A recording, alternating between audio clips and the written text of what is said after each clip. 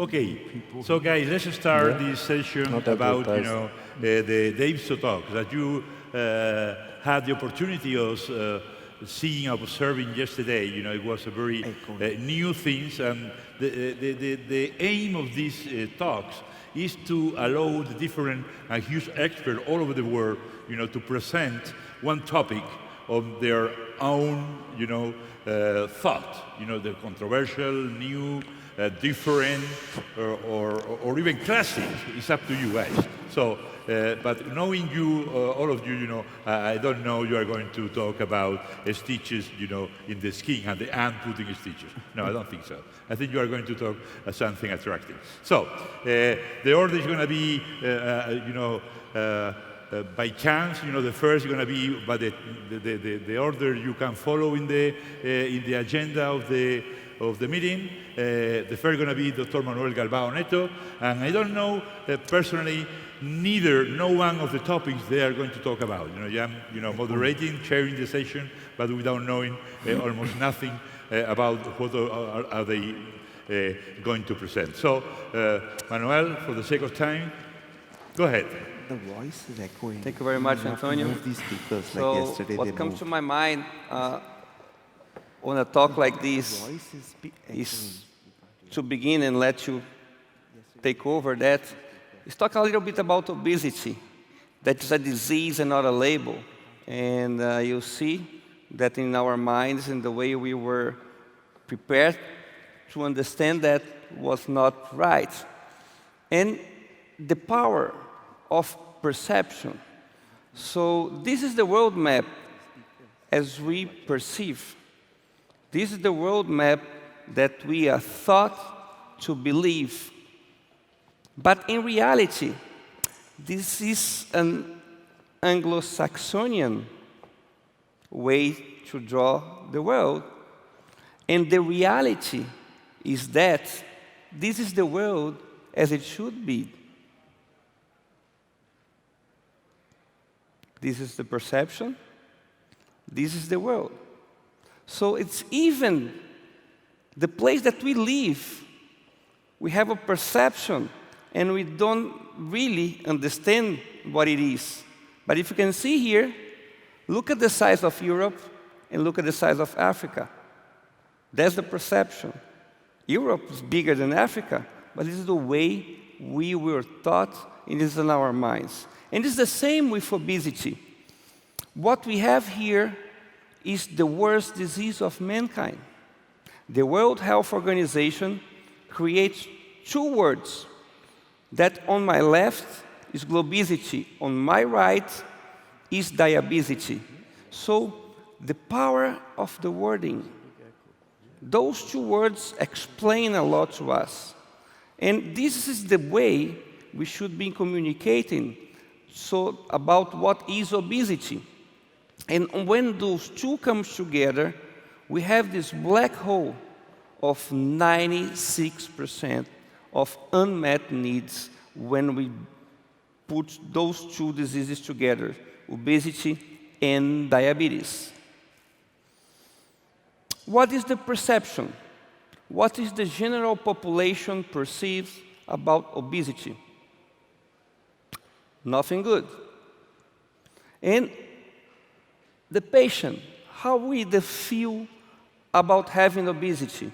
They don't feel that they have a disease. They feel that they are losers, that they don't have the necessary faith, the necessary willpower to change that.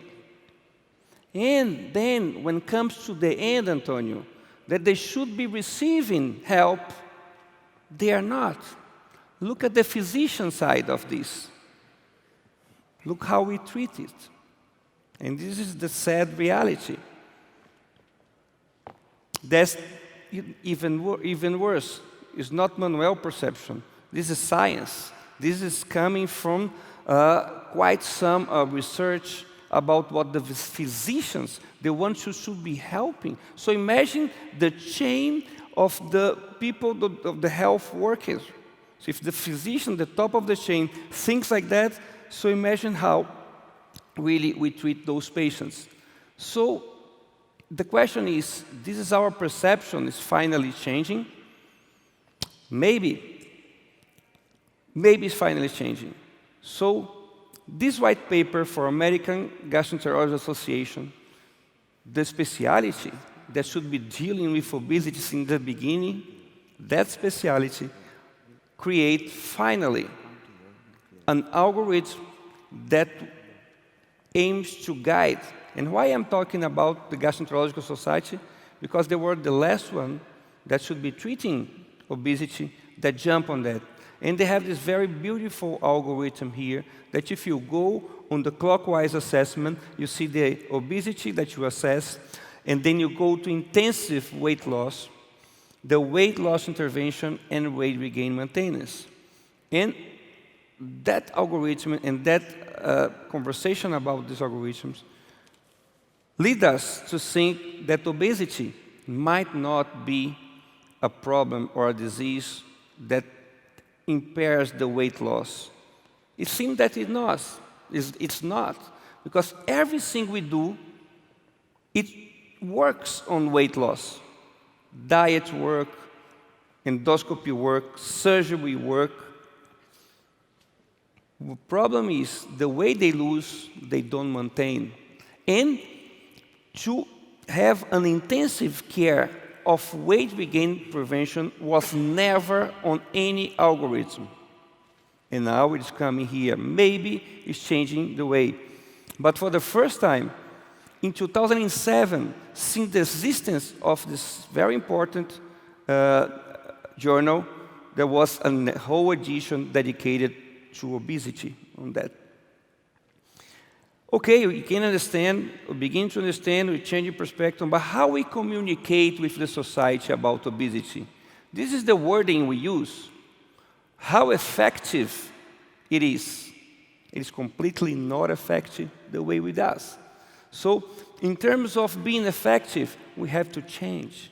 We have to be creative. We need to address and capture the attention of the population for the problem. And we might not doing that. So how about this? This is neuro-linguistic. At the moment the slide shows up, you fill the blanks. But the perception comes. And this is how much it claims attention to the public. Just one post with 8,000 views in less than 2 hours.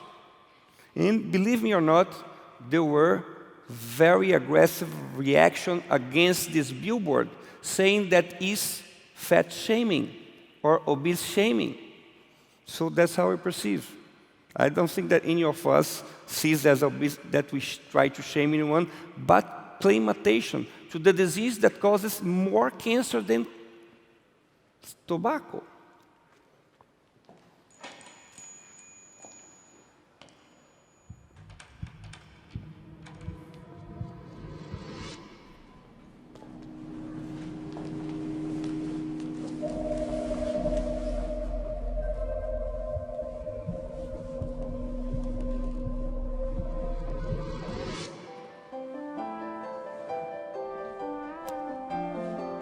Very tense moments that we never saw in our life that you see. This is a Brazilian Society of Bariatric Surgery campaign that was very successful and went viral worldwide. But more like on comorbidity side.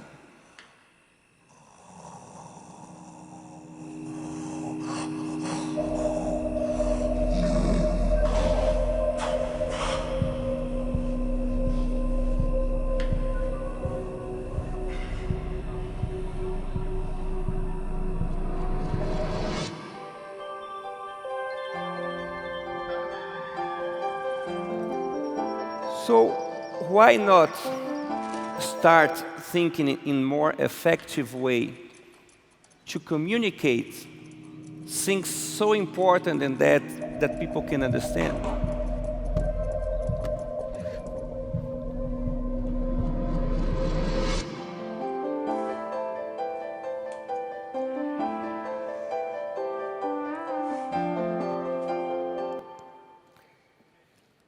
And then we come to the final part of my presentation, where I wanted to present to you this very simple graph that Dr. Brahma Budaye drew, that when you have effective and refusal.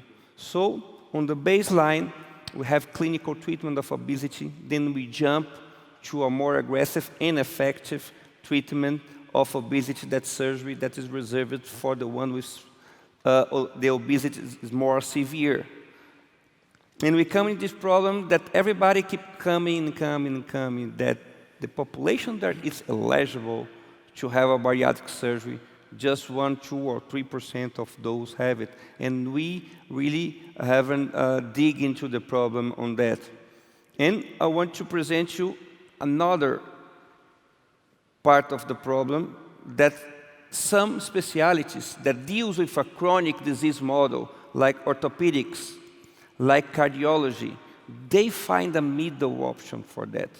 And they have a range of treatments to offer to this chronic condition. And when it comes to obesity, we are on extremes, or they benefit still with the conservative treatment, or you jump to the surgery. So we think, this is our vision, that endoscopy might fulfill this gap for this kind of patients. And even they're capturing patients from the one to escaping for clinical treatment, together with the new medication, together with the new procedures, we might go in that direction, in between the clinical treatment and the surgical treatment, interfacing with both.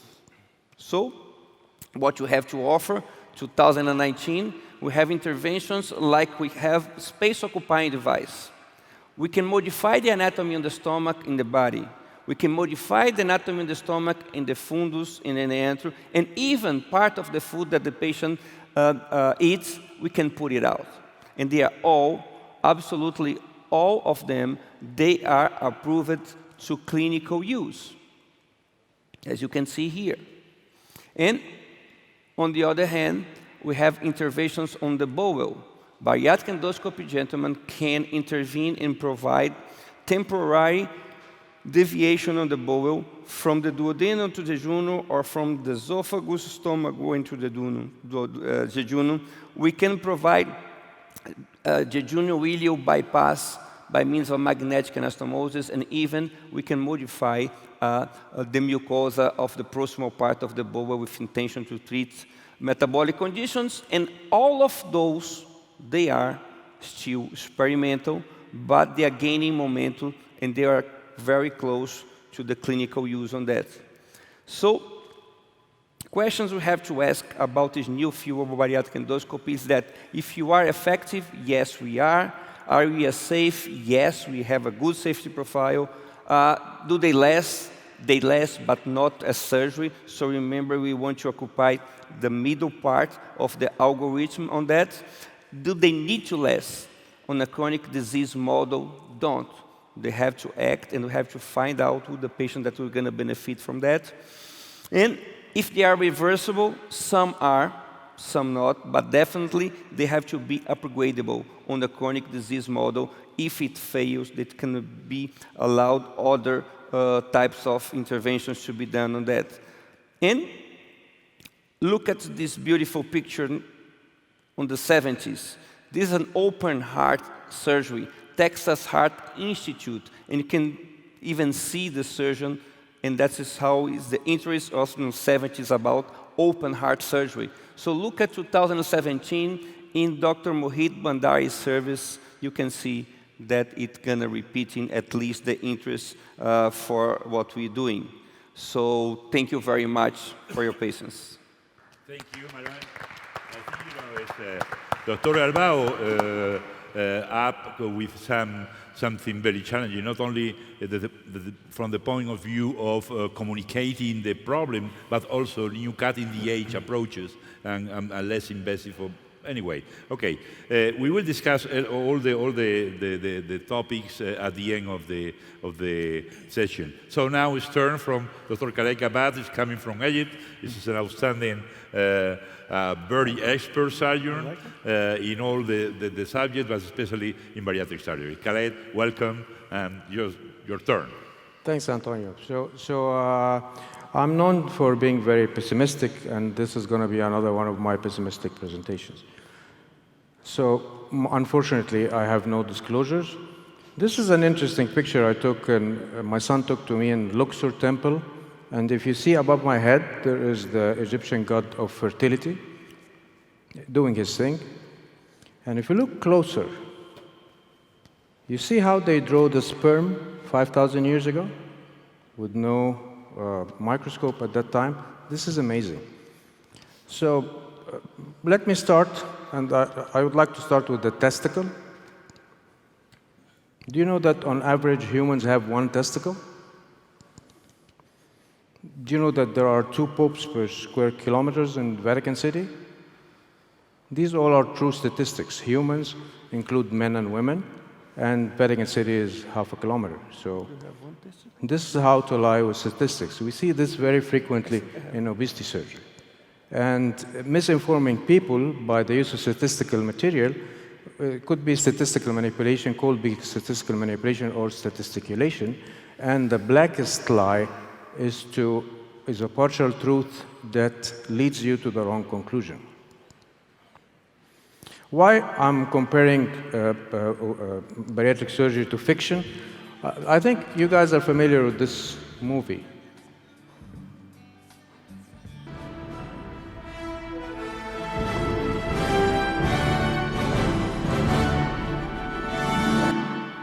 This is one of the most watched movies in the history of movie making. They made $3.8 billion in box office, and I think most of you have seen this movie. And I was watching this movie, and I thought it's quite similar to what we have.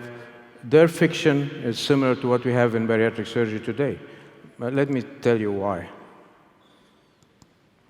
This is a nice slide where Malphobia and Mohit Bhandari were trying to standardize procedures, and you see we have 27 current procedures to treat one disease. My professors in medicine used to tell me, if you have so many treatments for one disease, usually none of them is effective.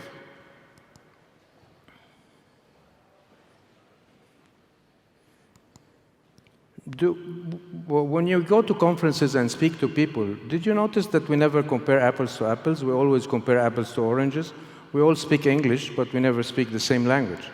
And when you look at how the way we report our results in bariatric surgery, we never have a standard. So I went to bariatric conferences in the 90s, and I was very happy that I have more than 80% of my patients lost 50% of their excess body weight loss. And then I discussed this with one of my Italian friends, and he said, well, I have 85% of my patients lost 10 BMI points.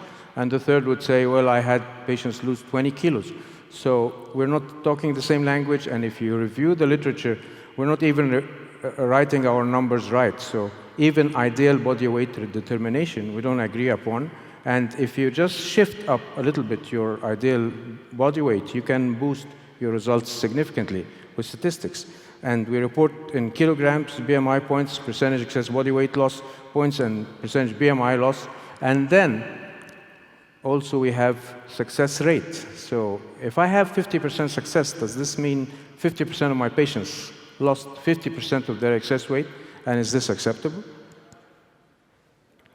Data and theory are the conjoined twins of science. Science is an exquisite blend of data and theory, facts and hypotheses, observations and views. And the history of science is littered with the debris of downed theories. And with science, if you don't catch the flows of your theory, the slant in your bias or the distortion in your preferences, someone else will.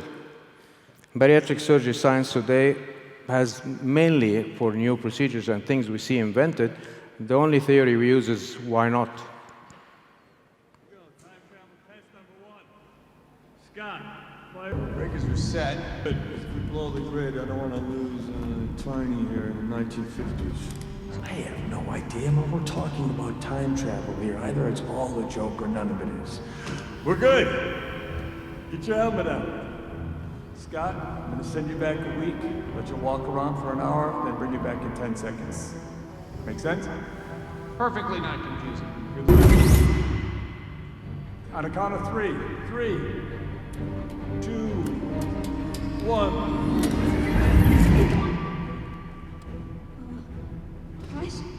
This doesn't feel right. What's going on? That's Scott? Yes, it's Scott.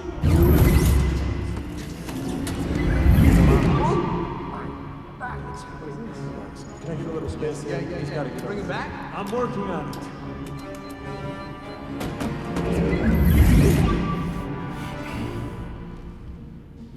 It's baby. It's Scott. As a baby. He'll grow. Bring Scott back. When I say kill the power, kill the power. And kill it! Somebody peed my pants. Time travel!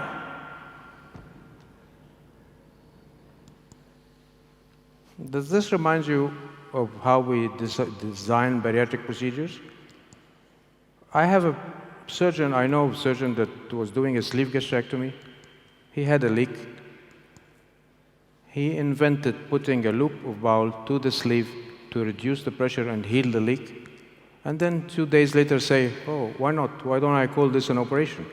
And I give it a good name, SASI, CC, SUSU. So this is how science is going in bariatric surgery.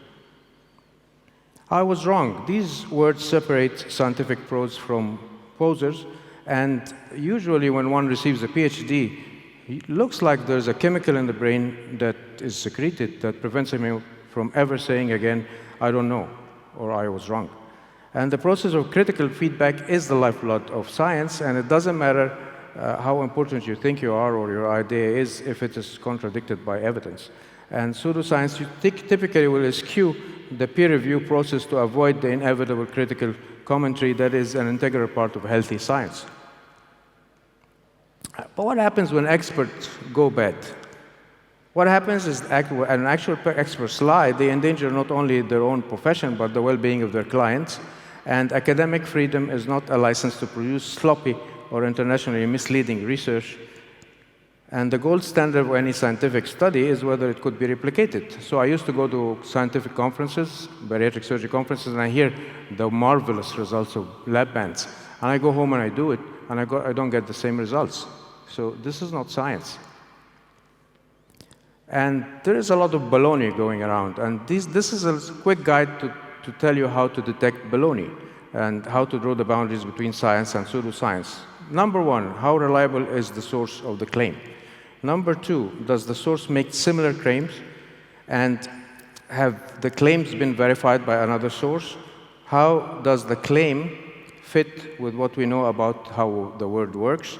And is it only confirmatory evidence that being thought, or does the patient, the author has confirmation bias? Does the preponderance of evidence converge on the claimant's conclusion or a different one? And is the claimant employing accepted tools for research or have abandoned in favor of others that lead to the desired conclusion?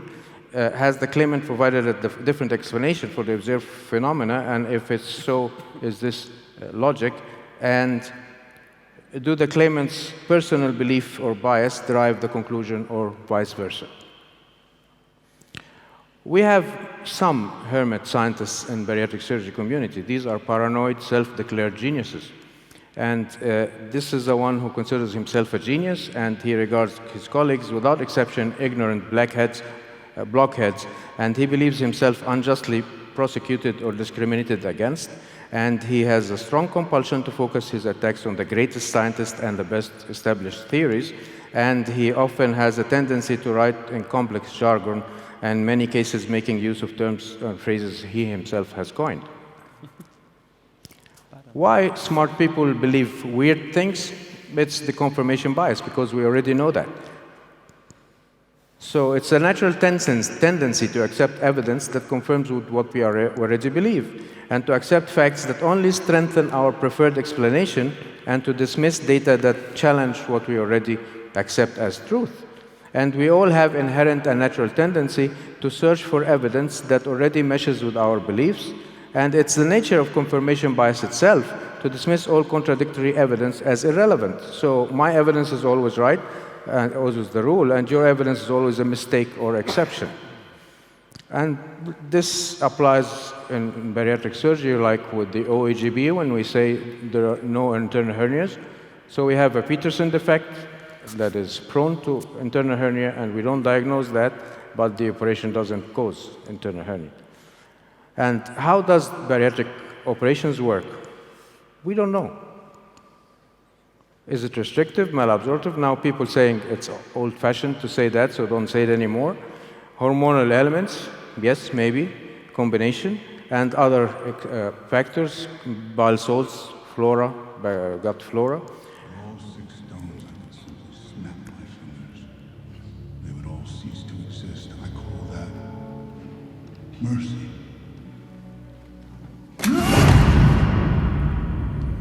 So this is the evil Thanos when he wants to destroy the world and he wants to get the 6 stones. We also have 6 stones in bariatric surgery. These are the design elements we use. So we have pouch size, anastomosis size, pouch enforcement, alimentary limb length, biliopancreatic limb length, and common channel length. All these factors come into play to give you either a very successful operation or a complete failure. And what is the problem with the bariatric surgery design elements? They all change with time. So you have a restriction, 5 years later it's not there. You have malabsorption, 5 years later intestine adapts. And the hormonal changes, we have 0 long-term studies on are they staying or they go away. And all bariatric procedures will give us a honeymoon, some first 18 months, and then we have variable weight recidivism. And the dilutional effect you use with honeymooners, if you keep recruiting new cases to your study, you end up at 3 years with many new cases and you don't have a clue on your true results.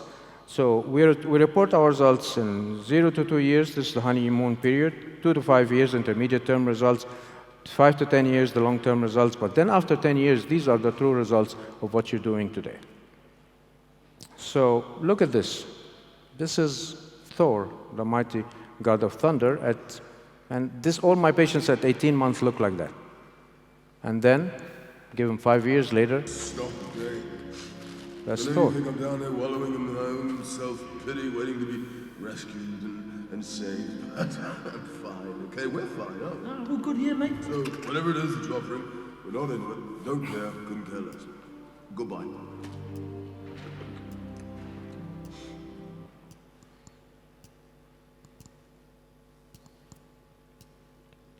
So, weight loss failure, and again, why would procedures fail? Well, the most important thing is that obesity is not a GIT problem. We have very good GIT solutions to fix a mental issue. All pouches will stretch and dilate. Small bowel always adapts. Hyperplasia, hypertrophy, short bowel syndrome lessens. Dumping will resolve. Food intolerance will improve. Appetite will return. And hormonal changes, if any, they will come back. And of course, social and cultural pressures remain. This is from the late James Sapella. He's the only person in obesity surgery that did a patent for his procedure. So with his micropouch procedure, he attributed all the results to the micropouch. But then when you see his limb configuration that he did in 1993, he has a 200 centimeter rule limb, 150 BP limb. So writing every detail about the procedures will help us understand why it works and why it doesn't. This is a schematic presentation of what I do. I do a banded micropouch Roux-en-Y gastric bypass. And what happens to the bariatric patients on the long term? We don't know. We don't have follow-up. I have, in my study, 15 years, 40% follow-up, and this is amazing by bariatric surgery standard, literature standard, but to me, that's nonsense, because 60% of my patients, I don't know what happened to them. Did they go elsewhere? Did they have a redo operation? And there is a complete lack of long-term studies in our specialty. We have very poor long-term follow-up dates. We lost. You weren't there. That's what we do, right? Our best work after the fact. What are the Avengers? We're the Avengers, not the pre-Vengers. Okay. Right? You made your point. Just sit down. Okay. No, here's my. That's what we did after we lost the lap band battle. And the perfect deception is if we have an easy procedure with a short-term success, long-term, who cares, and a failure rate, you can blame the patient for it.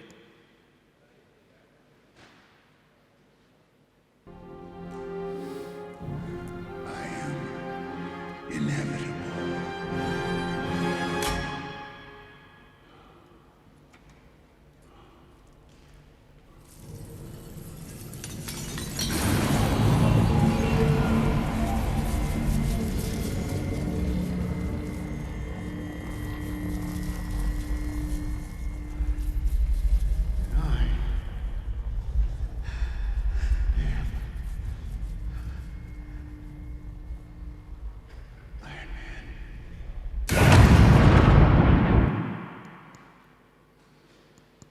The truth will set you free, but first it will piss you off. So my conclusion, I think it's high time. Not this type of high time. So it's high time we speak the same language. It's high time we believe no more pseudoscience. It's high time to compare apples to apples. And the logic-defying science is always wrong. Biases are filters of information. We should start doing post-operative modern CT scanners where they can give you a comment on your pouch size, stoma size, alimentary limb length, biliopancreatic limb length, and common channel length. They started to do that in Egypt. And if we do that to all our patients, maybe years later we will have a better clue of what we're doing. And finally, nobody is inevitable. Thank you. Thank you so much, Dr. Khaled. Now it's time to Dr. Lagdabara. It's your turn, please. So Dr. Mafi pointing out, a very important issue is going to be with the value of the follow-up and the pseudoscience, and also, when I'm going to be this, that. We'll discuss a little bit afterward. Dr. Lagdabara is coming from India, and also his topic is going about, he will explain that. Thank you, Antonio. And can I have my presentation on, please? What do I have to do? Press next. All right. So I thought I'll speak something a little away from bariatric surgery. We've always spoken about bariatric surgery. This entire meeting, every time we keep talking about it, I thought I'll speak on something which is teaching and learning, and how these are two parts of the same circle of life that we invariably follow. My brush with this kind of IFSO talks is the first time, but TED Talks I've given one, and that was something which is very close to my heart, and speaking against sugar. And that talk was quite funny because this entire spread was laid out before I spoke, and of desserts, and at the end, nobody had touched one piece of that dessert after my talk. So why do I believe that it is a circle of life? I think that what we learn, not only should we teach, but what we learn makes us teach more and more and more, and teaches ourselves, not only teaches other people. This is a saying from a very, very old and ancient Sanskrit paragraph. It is from the Krishna Yajna, which is way before the Christ era. So to translate the Sanskrit, it says, "Salutations, may the radiance of knowledge protect us both the teacher and the disciple. May that radiance nourish us both. May we work in harmony with great vigor. May our study be illuminating. May our study be both fruitful to both of us. May all knowledge lead us in our way from hate to compassion for each other. And salutations, may we all find inner peace." And that's what we are missing today in the world. So we need to go back 2,000 years before to try and get. So it all started for me way, way, way early, and that's me there. All right? And why I put this slide up is that the reason you see me is I'm kneeling down, and that's the best way to learn. I think when you surrender yourself and say that you don't know anything, that's the first time you start learning. And the only time you should stop learning is probably when you're 6 feet under the ground, is what I believe in. So these are some of my teachers. These are people who taught me so much in life and beyond. These teachers taught me that life begins where fear ends. So these are teachers who taught me open surgery.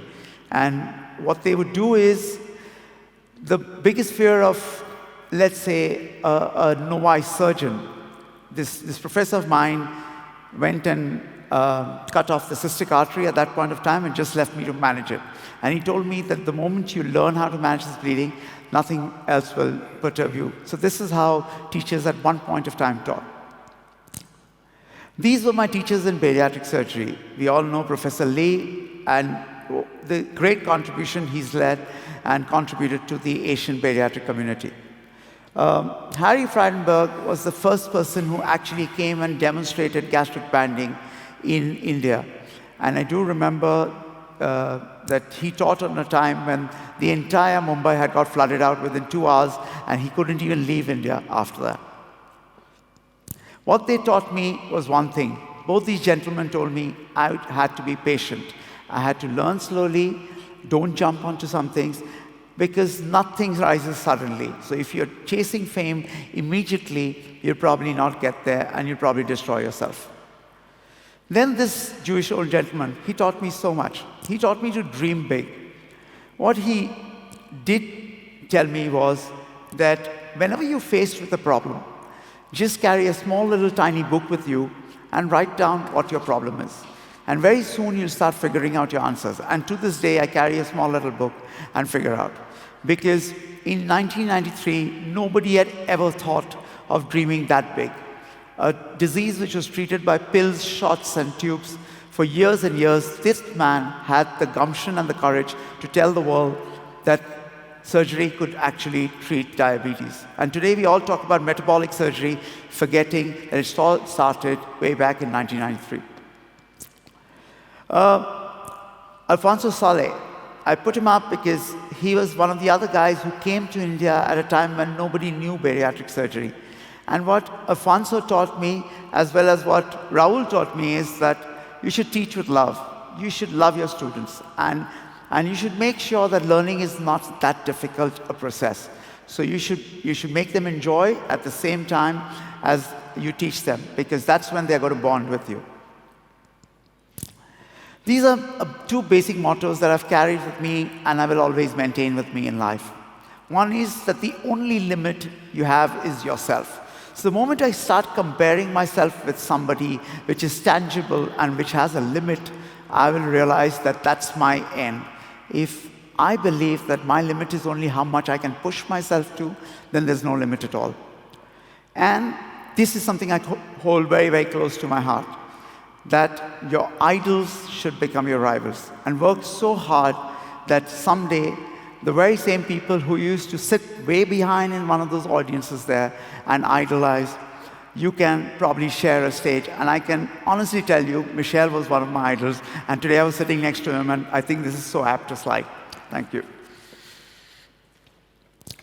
This is something that I started deciding to give back, because I believe that it is very, very important that you give back whatever you've got and gained from society. And just recently, I was appointed as Professor Emeritus at the municipal hospital in one of the largest municipal hospitals in Mumbai city. It all started by saying that they wanted someone to come and teach advanced laparoscopic surgery. And I volunteered. Like the other 4 doctors, none of them are from our field. They're all really big names in Mumbai city. And the idea was that they tagged us as Professor Emeritus. So actually, it's quite an irony that I go back and become Professor Emeritus, where someone who taught me surgery as a lecturer is now just professor. And I think it culminated very well with me. I was pretty surprised and amazed to receive this award. But I think it's so apt that I decided to speak on this very topic, and I just added a couple of these slides into it. I think it's like the icing on the cake. So why should one teach, and why it is so imperative that we continue this entire cycle of life of learning and teaching? Because change is the only inevitable thing, and it's the only constant in life, all right? This is my textbook of surgery, Bailey in Love, when I became a medical student in 1986. It had only one paragraph on bariatric surgery, which said jejunal eyelid bypasses. That was all that I was taught about bariatric surgery. And to realize that today my entire life surrounds itself around bariatric surgery. So that's how change is inevitable. Today, in 1985, if I had thought that whatever I learned is it, and I should learn no further, probably I wouldn't be making this speech at all. These are the gentlemen who had the gumption and the courage to think differently, okay? When the whole world thought that there was a problem, these guys thought, this is my solution. So when they learned from their problems, they converted into a teaching for themselves. And that's what they went on and taught the rest of the world. Yeah, some are controversial, but they still believed that they can hold themselves up, and today the world does believe in what they do. Antonio, I put this up without even knowing that you'd be sitting on this podium, but I believe that when the entire world spoke about just deodorant switches, you had the gumption to tell the world that you could probably get the same results with doing a lesser invasive and less complicated surgery. So I think we need pioneers. We need people who are a little crazy in their head to think differently, because I don't think Michel would have ever thought that he'd probably become the champion cause for sleeve gastrectomy, probably when he tried to do the first case and probably couldn't manage to do a DS, correct? And then you managed to do it. So that's how it is. Now, what is the lessons I have learned from years of teaching?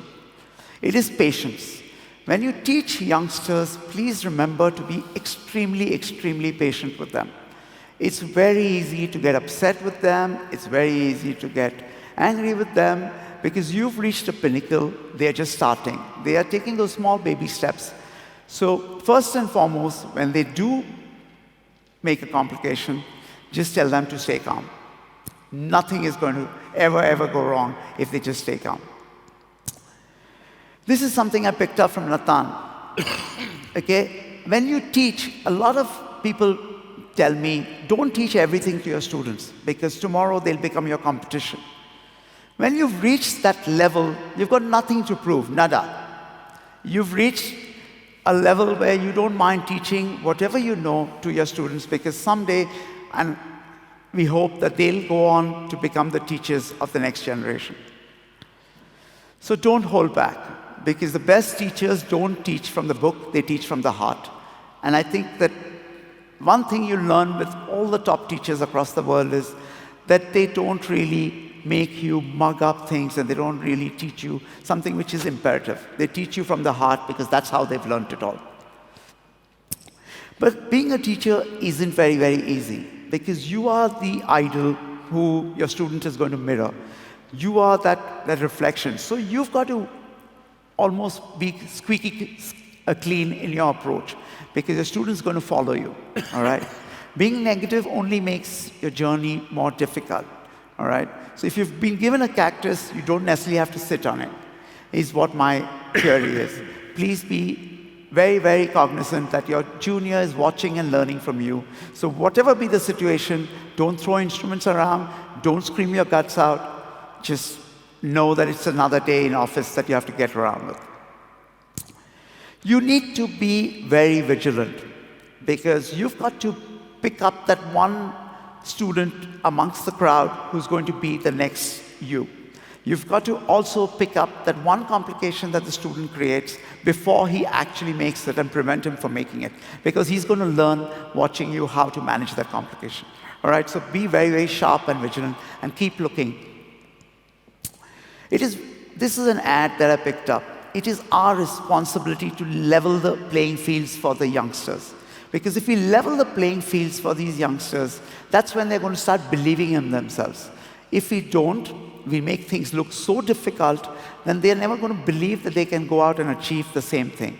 So your job as a teacher is to completely take away the difficult parts when a student is learning, and make it look simple, and tell them that because you've learned it after 20 years, the guy's going to learn it after 2 years. So make it look simple for them. Don't make it look very difficult. And I think that as a teacher, you should make the condition for the student very, very easy. The most important thing is to involve your students, all right? Because when you tell them, they can sometimes forget it. You tell them again, they might still forget it. If you teach them, they might remember. But if you involve them in every decision-making of yours, when you're doing ward rounds, when you're doing surgery, please involve your students, because if you involve them, very seldom will they ever forget. This is something that I tell people, and I know people are smiling, because this is something that I always tell them. You can either have results or you have excuses, but you can't have both. So every time you ask one of your juniors why he's not done something, and he starts giving you excuses, know that that's it. You just got to stop him there. You need to get tough with them sometimes. Being soft on one hand, you also need to get them to be very, very responsible and take calls for their decisions. The most important thing you need to teach your students is be transparent, be honest, and be truthful. If you've made a mistake, own up to it. If a junior recommends that you do something different, don't totally dismiss him by saying that, you're a junior, how dare you tell me? Look at who I am. That is the most important thing. If you've made a mistake, tell him I've made a mistake. And probably this is what we need to learn. Because I do remember that I've learned more from my mistakes than I've actually learned from my successes in life. So every mistake teaches you a lot. So please be transparent. Be transparent with your patients. Be truthful to your patients. And that's what you got to do in front of your students, because that's what they're going to learn. We also need to give them that confidence in themselves and their abilities to make that leap of faith. Because if today someone is we heard someone say yesterday, Alan Whitgrove said that he took 8 hours for his first gastric bypass, but he did have that confidence to make that leap of faith and know that he'd improve his times. And today, most of us do it in half an hour, 45 minutes. So if he had not made that call to do laparoscopic gastric bypass with 8 hours and get a successful model that time, probably none of us would have been doing this at that point. So please give your students that confidence to make that leap of faith. And most important, I believe, is make them find their passion. Sometimes you get students who are not passionate about learning surgery at all, and we keep driving them and pushing them to learning something. Please don't do that. Make them see their passion, because once you've found your passion, you'll never need to work a day in your life, because you know your goals and you'll always keep following them. The other important thing is please encourage and support them, because we've had enough of people who are critics in life. We've had so many debates, one criticizing the other. We have very few people who encourage people, all right? So be the encourager, don't be the critic. And that's what I did. So what I do is I go out and started these fellowships and stuff like that for the younger students when I was IFSO APC president, to encourage them to come at meetings like this, where they would have had no chance to come and see the big guys, listen to the big guys, rub shoulders with the big guys, because someday, hopefully, they should get there themselves. These are the number of students I've trained from across the globe. So I feel very proud when they go out there and do really well. And language is not a barrier. So we've had people who speak Arabic, we've had people who speak Filipino, we've had people who speak Japanese, some speak Chinese, some even speak Zulu.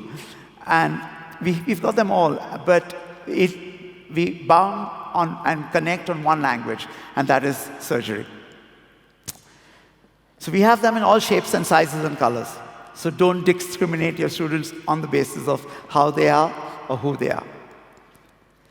And make them start seeing that there is always going to be a horizon right up there waiting for them.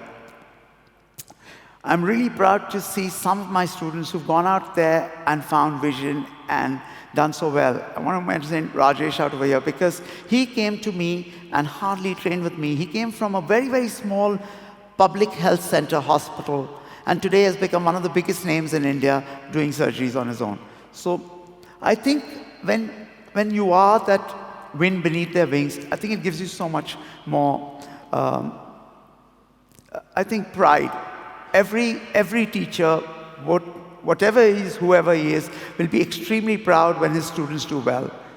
Recently, I went and did a workshop in Oman just to realize that Hind, who had done a year fellowship with me, went on to become the head of department in the Royal Hospital in Oman. So these are things that make you feel very, very proud as a teacher. The other thing I do is, and I believe in, is charity. And luckily, most of my students have backed me in these charity camps that I do in India. India gives us a huge opportunity to do free surgeries and charity camps.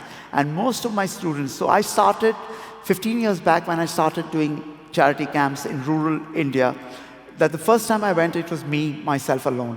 And today when I go, I have at least 20 of my students who all come. They spend their own money and come just to go and do service. So this is something that they've seen me do, and probably they've learned from me. That's my son.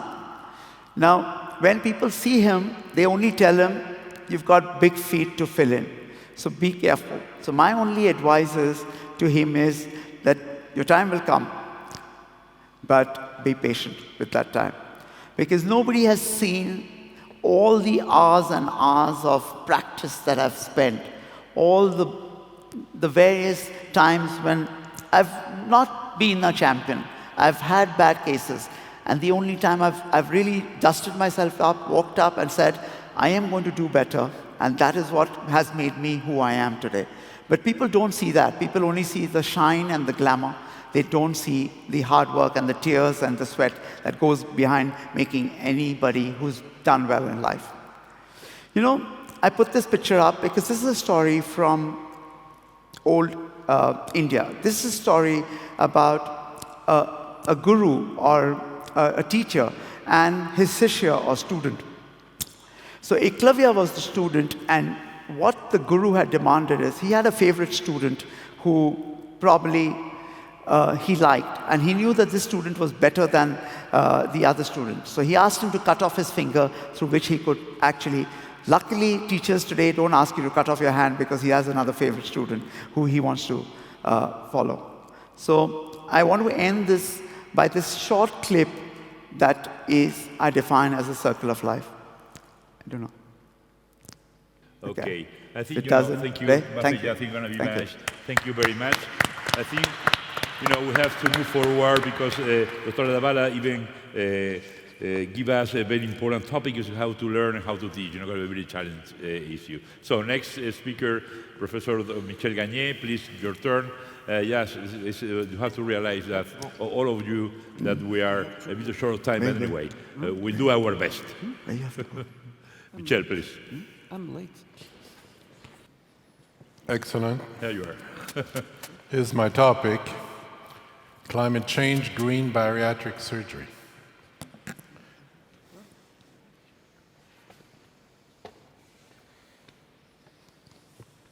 Here's my disclosures. And from the Americans' perspective, bad things always comes from Canada. And that's usually bad weather. Whenever they complain about the cold, it's because of us. This is an example. The strongest cold front since last spring coming from Canada. But I remind them that all the hurricanes are not coming from Canada. And it's also thought that all the terrorists are coming from Canada. And this was obviously fake news. Probably because they remember that in 1812, the Canadians, or the British at that time, burned the White House. The only time that the White House was burned was from terrorists from Canada. Well, in 1971, there was a small group of activists that set sail from Vancouver in a fishing boat, and they were destined to go to Amchitka, a volcanic island in the Aleutian Islands west of Alaska, where the United States were set to detonate a nuclear bomb. This is the island, and the exact location of this nuclear test was in Kanikin. And Kanikin was detonated in November 6, 1971. This was 5 megatons, 400 times Hiroshima. And on the Richter scale, it gave a seismic shock of 7.0. 2,000 sea authors were killed. And in 1996, Greenpeace was able to go to this island and was recording leaking plutonium in americium. And this is why in Canada, Greenpeace was created September 15, 1971. And Greenpeace, which I'm a member of this organization, is the world's largest independent environmental organization. And it's been there for 40 years now, more than 40 years, or close to 40 years, and is set in 40 countries with 2.9 million members. And so what's apropos is climate change, and there are still deniers about the science and the data on climate change, as well as certain governments thinks that it's a French communist conspiracy. Well, we experienced in Montreal a catastrophe in 1998. Most people don't know this, but we had an ice storm. There was so much ice that developed on the bridges and on electric power lines. We have 98% electricity that is renewable in Quebec, and we sell the extra energy for New York City and Boston. Most power electric lines went down because of the weight of ice, and we lost power in the middle of the winter, which is catastrophic. All the trees in Montreal went down, creating a lot of damage. The bridges were closed and danger to fall because of the weight and etc. So this was in 1998, and you know many things happened. In 2005, I climbed Kilimanjaro with my two sons, looking for what was known as the eternal snows of Kilimanjaro. There was a famous book by a Nobel Prize writer about this, and when I went on top of Kilimanjaro, the snows were gone. And you can see some old photos showing the snow on top of Kilimanjaro, and now you barely can see any areas of ice. So there is something that happened, and countries got together to try to get the Kyoto Protocol to limit climate change. And we can see that certain countries are big producers of greenhouse gases. For example, China, United States, and European Union are the biggest offenders because they have large population as well. And so global warming is happening and everything is out of control, and we need to do something about it. And just last month, a paper in the New England Journal of Medicine showed that climate change was killing people. In fact, it was increasing 0.5% per day from air pollution in major cities, was causing cardiorespiratory deaths. I think surgeons and physicians and nurses want to help the environment, and we can also control cost at the same time. The first thing is we can operate and treat obesity more, because interestingly, if any of the obese person decreases 10 kilo, we will decrease by 50 million ton of CO2 production. That's a big effect that we can do already. And in this month, the Bulletin of the American College of Surgeons is, big front page, is on climate change and the future of surgery. So that is the topic. And climate change, what does it mean for the future of surgery?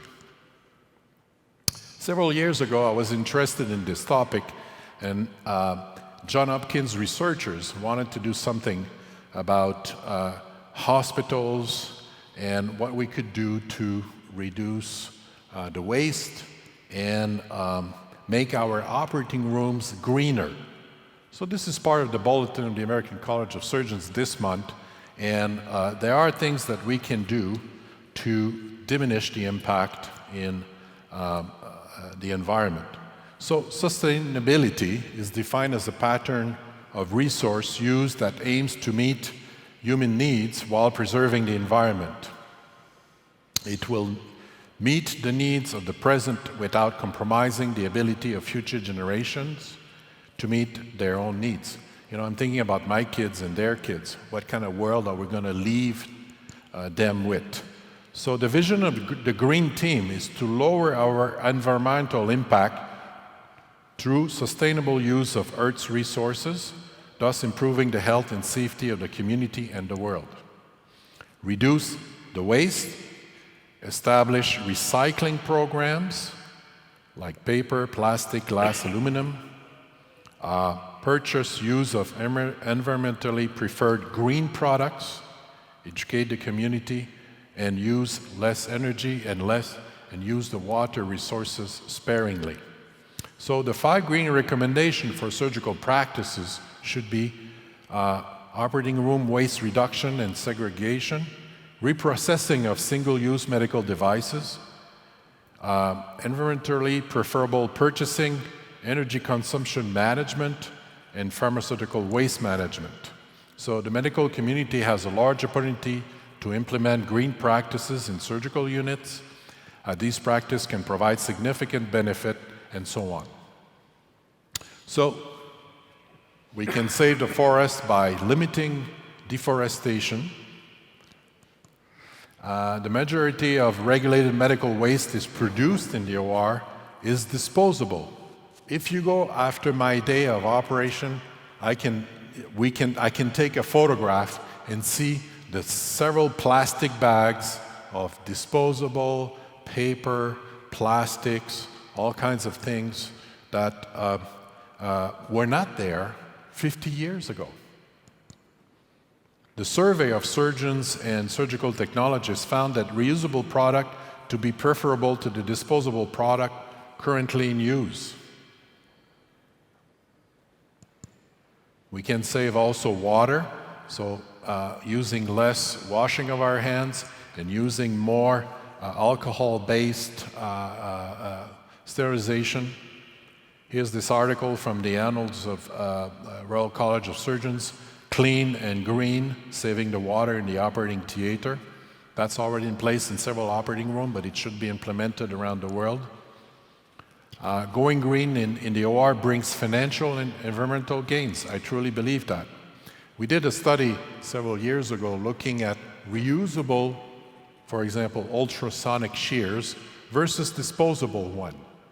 You know, the cost of sterilization and repackaging, cleaning.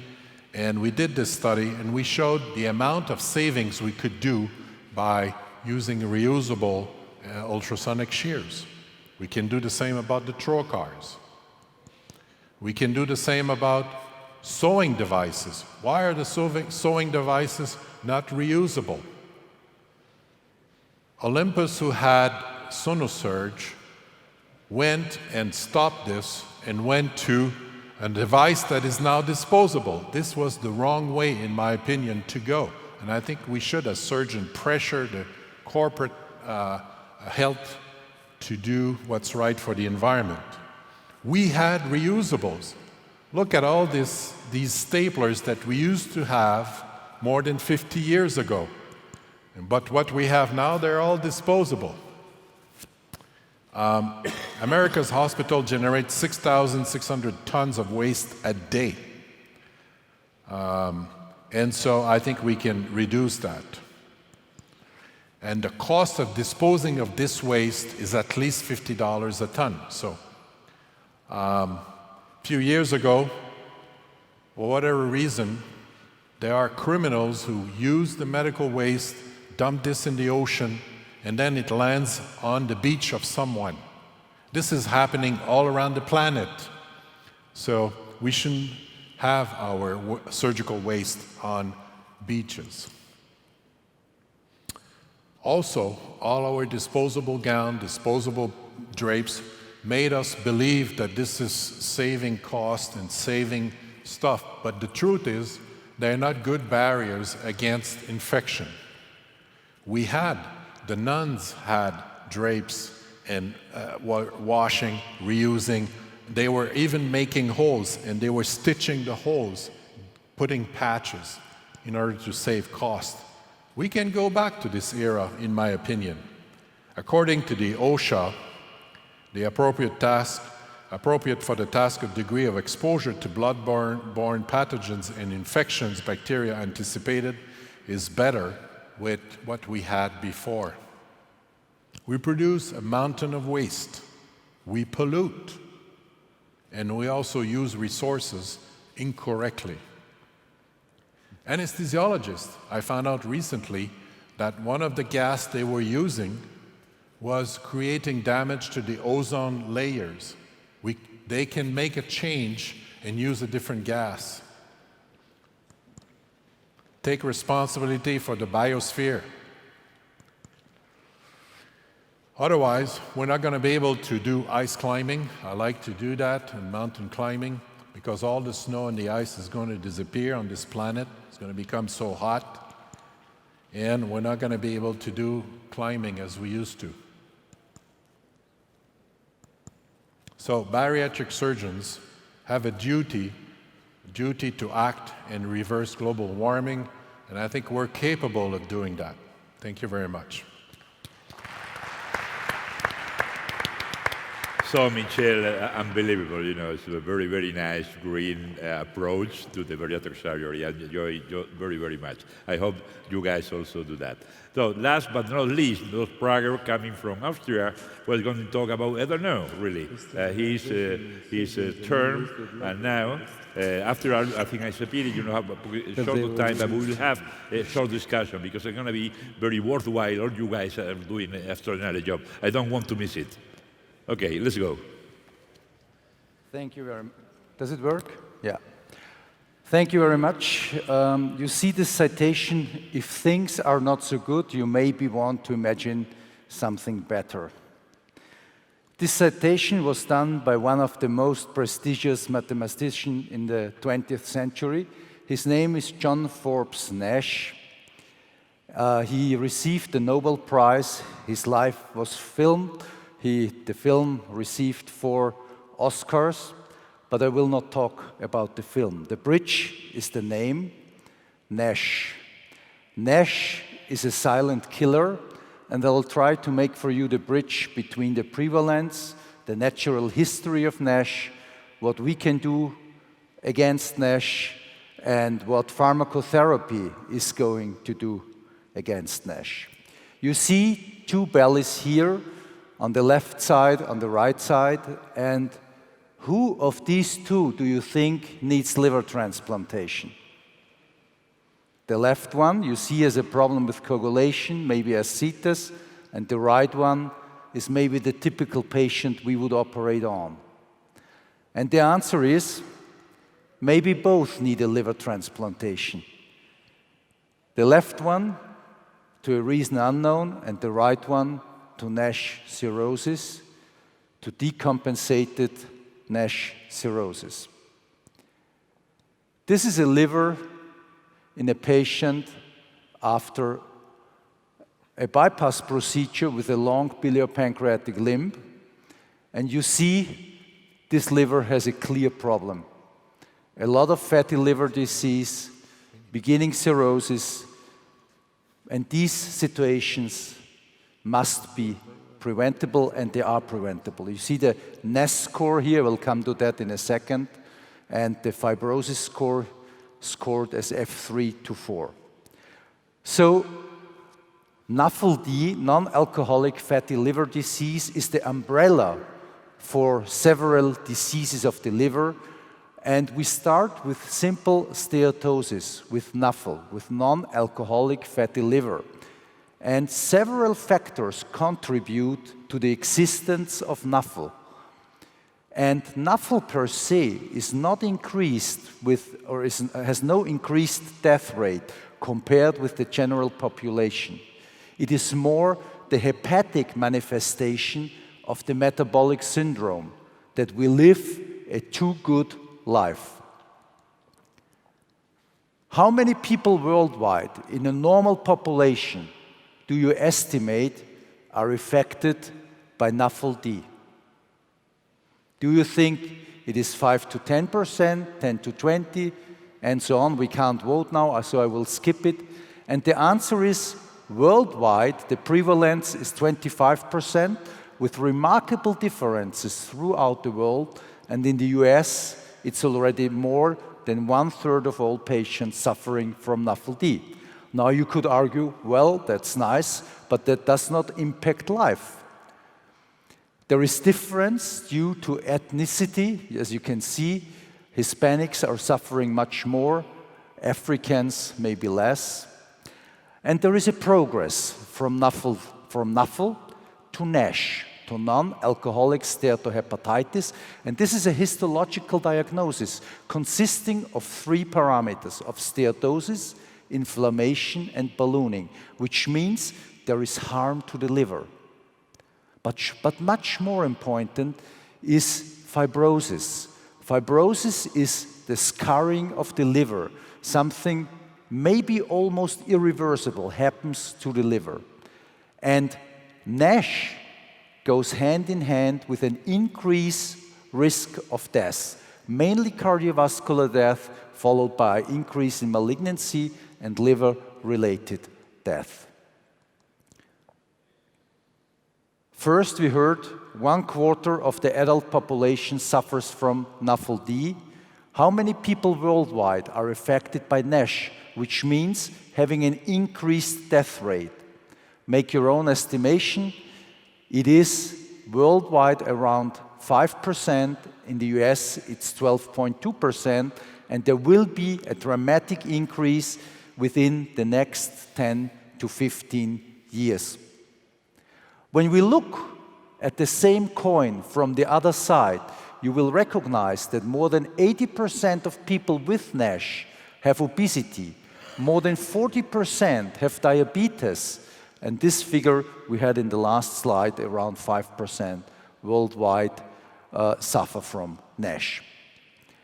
So, dramatic increase, and the story goes on. Every 4th to 5th patient with NASH will suffer from cirrhosis. This is an ongoing disease.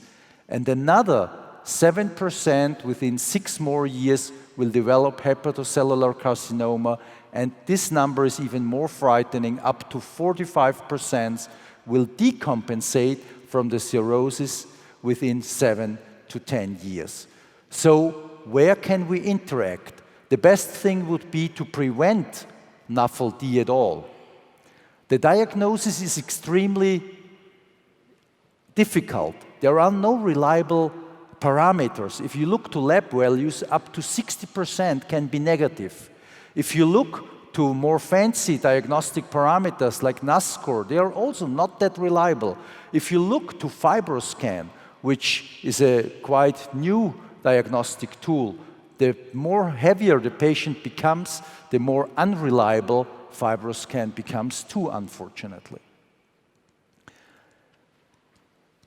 And it is fibrosis, it's not NASH itself, it's this scarring of the liver that increases the mortality. And as you can see with F3, you have a mortality rate of 8%, and with cirrhosis F4, mortality goes up to 25%. So what can we do? Conservative treatment? If you lose only 5% of your total body weight, you improve your steatosis, and losing approximately 10% of your total body weight will improve NASH. Unfortunately, as we all know, in the long-term run, this does not work. These are data from big diabetes and NASH study. And these people live 40 to 50 years. What about the long-term effects? What is pharmacotherapy offering? This has been tried for the last 15 years, and no effect on fibrosis, certain effect on NASH, but there are new drugs, like the GLP-1 analoga, and I can tell you that this will come in the next 2 to 3 years, and for instance, liraglutide, which is already not the best GLP-1 analoga, semaglutide has much more better data on weight loss and also on NASH, but even with liraglutide in this study, preliminary data, 39% of NASH resolution. Nevertheless, the natural course, some patients also do worse. And this is a summary of the current ongoing study, and you see IFXR agonists, ACC inhibitors.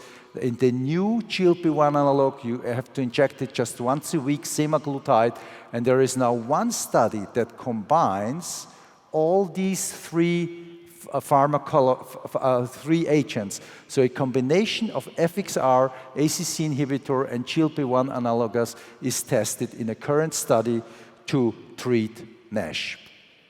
On the other hand, metabolic surgery. For diabetes, the penetrance of metabolic surgery is currently 1 to 3%. 3% is the best we have in Europe for patients with BMI less than 35. In most countries, there is no coverage at all or a severe underserved for this population. And I won't go through the literature with you, I just show you two studies, one from François Patou showing very convincing data for the bypass with a fibrosis regression, and that was pharmacology not able to do by 46% and fibrosis resolution in 15%, and a meta-analysis showing a NASH improvement of almost 60% and fibrosis improvement, which is of course more important, in approximately 1/3 of patients. Does it always become better with metabolic bariatric surgery? We have to be cautious. When we have procedures with longer BP limbs, it can become worse. And we don't have very good prospective data on that, and François Patou in France is currently recruiting for a prospective randomized study in patients with NASH and F3, F4. So if we add relevant hypoabsorption, we increase liver mortality and liver dysfunction in a considerable manner. And this is a study from the Belgium survey on liver transplantation, and as you can see, all these patients had biliary pancreatic diversion, and liver failure occurred somewhere between 11, but in some cases also after 60 and 80 months in the very, very long-term run. And I also have seen patients doing very well. Then after 8-9 years, they have a small infection and suddenly liver deteriorates and they have a real problem with the liver function. We published a case series on this, and the strange thing is that all of these patients had a minimum of 300 centimeter total alimentary bowel length.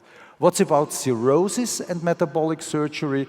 Of course, you should only operate in compensated cirrhosis, which means this is an incidental finding, maybe. Never operate in decompensated cirrhosis. Safety first, what to do, no recommendation on choice of procedure, maybe sleeve and a short gastric bypass, a Roux-en-Y with a short BP limb might be the procedures of choice. So to summarize, bariatric metabolic surgery is the most powerful tool to treat NAFLD and to improve it and maybe go into NASH remission in a certain amount of patients, but up to 20% of all cases have a worsening of fibrosis after hypoabsorptive procedures. So too much of a good thing might be bad. I want to say thank you by my entire team and especially by Magdalena Eilenberg, who did a terrific job in helping me to make this talk. Thank you very much.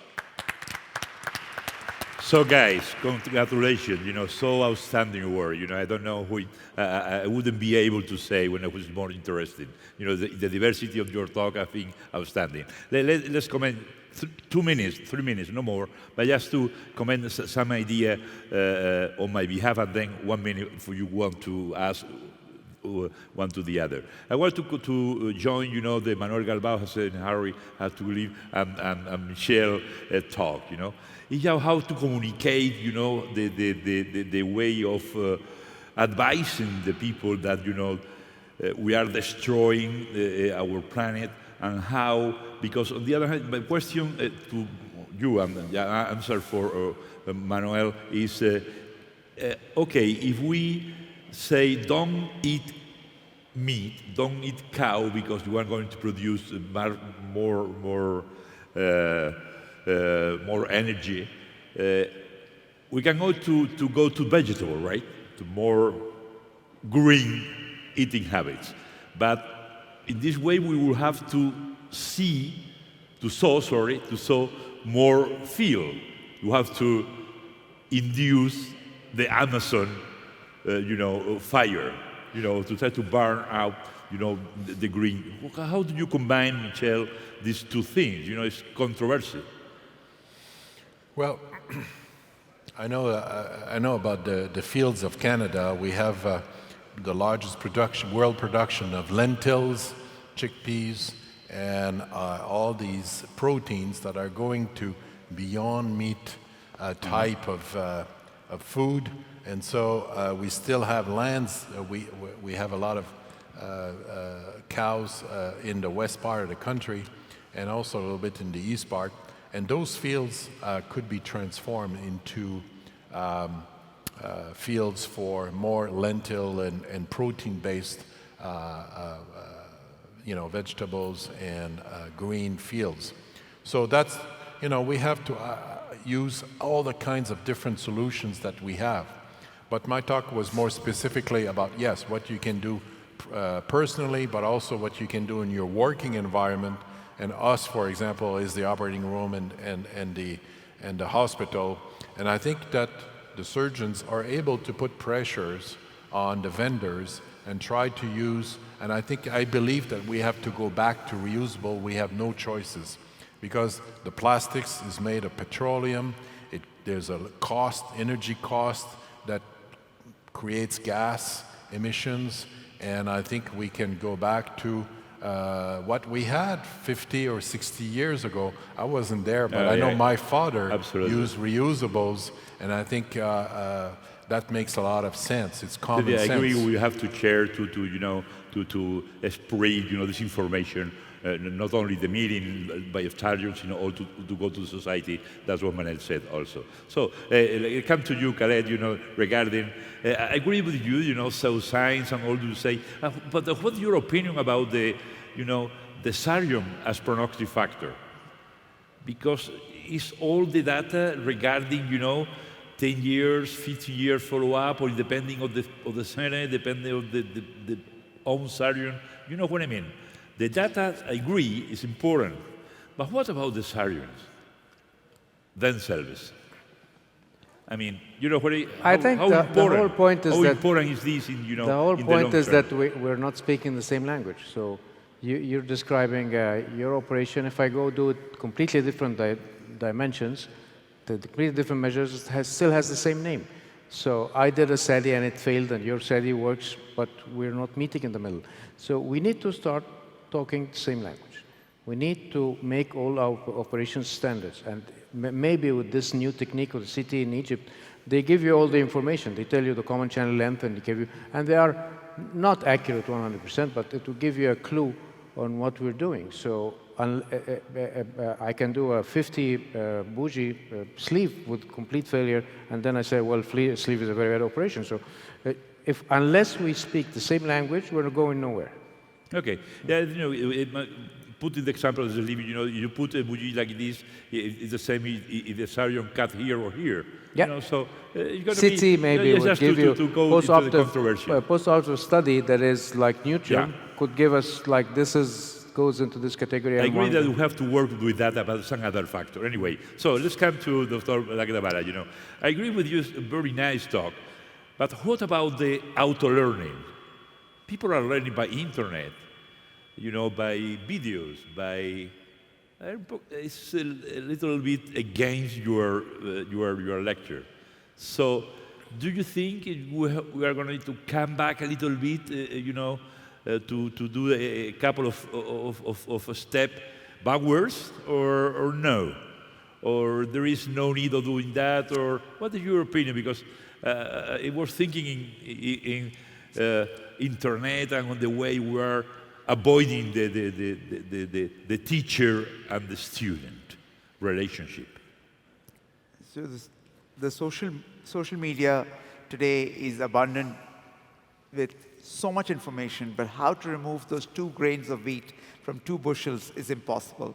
I had seen a post that you had put some time back where you said that medicine is not learned in Google or Facebook, but it is learned in 10 years of medical practice in a school. As well as, I need to say that if books taught you how to do surgery, then all of us would have been the same type of surgeons. I think it is the skill set of your teacher who teaches you beyond the book, who teaches you, handholds you, and allows you to take that one stage. That is why you can never replace the human component to teaching. Okay, perfect. And let's go to Dr. Brager, outstanding lecture. Plenty of doubt. My question to you is, well, you mentioned that probably the best medication, the best medicine, is not as good as, you know, a very mid intervention. What do you think is going to be possible to combine medication and mild surgery, taking into account, you know, that the very hyperabsorptive may be, you know, inducing fibrosis? What is your opinion on that? I think we will see this first for weight regainers or insufficient weight loss, because these drugs, the GLP-1 analogous, are also used for this purpose. In the long-term run, I think the combination of these new drugs reaching 20% total body weight loss and also significant reduction in liver damage, reduction in liver fibrosis, reduction in transaminases, I think in the long-term run, they really could be a treatment for NASH and NAFLD. Just a personal doubt, you know, how do you think the mechanism that inducing the more hyperabsorptive surgery fibrosis in these NASH livers? Well, hypoabsorptive NASH, you mean hypoabsorptive? The induction of fibrosis for the more aggressive or more hyperabsorptive surgical procedure. The more hyperabsorptive procedures, there might be another mechanism why they induce fibrosis. Maybe the very rapid weight loss and high increase of free fatty acids in the plasma might be a second hit to the liver. But we don't know yet. I think this question is not answered. Okay, go, Michel. But you have procedures that have reduced fibrosis or reverse fibrosis in the liver. And this was documented and written by John Kroll, who looked at the slides of liver before and after duodenal switch at different times when surgeons were going back, for example, for gallbladder or hernia or something else, they were taking another liver biopsies. And in these patients, they documented reversal of fibrosis, which has never been heard of. Michel, I showed the data of François Patou with 500 longitudinal liver biopsies, which means before and after, showing exactly what you mentioned, not in this high degree, but that's always a question of definition. Where is your cutoff? Is it at F2 or F3? In François' study, it was with higher F2, and it was in 15.8% the reduction in fibrosis, which is a very good percentage. And you argue now for the duodenal switch. On the other hand, especially with the BPD, you do see liver harm, as I showed you in the Belgian study, and I can promise you the rate of unreported liver problems is much higher, as we see now with the one anastomosis gastric BPD bypass. is a different game, but what I wanted to say is that in hypoabsorptive surgery, and that's a hint, in some cases it causes reversal of fibrosis, and on some rare cases, the liver disease deteriorates. Either it is from the progression of the disease itself, and maybe the surgery has nothing to do with it. So I think we have to, there's much more to learn. Absolutely. You know, I think, you know, even though we have to take into account this, the NASH, now is going to be the first cause of liver transplantation at the US. The first cause. You know, in other words. Okay, so guys, we'd like to thank you all also. Outstanding session. I learned a lot. I enjoyed a lot. I hope you enjoy the same. For the sake of truth, we only passed our 6 minutes of our time. You know, we are not, you know, the other session. But thank you. I have to ask a big applause for you guys. Okay.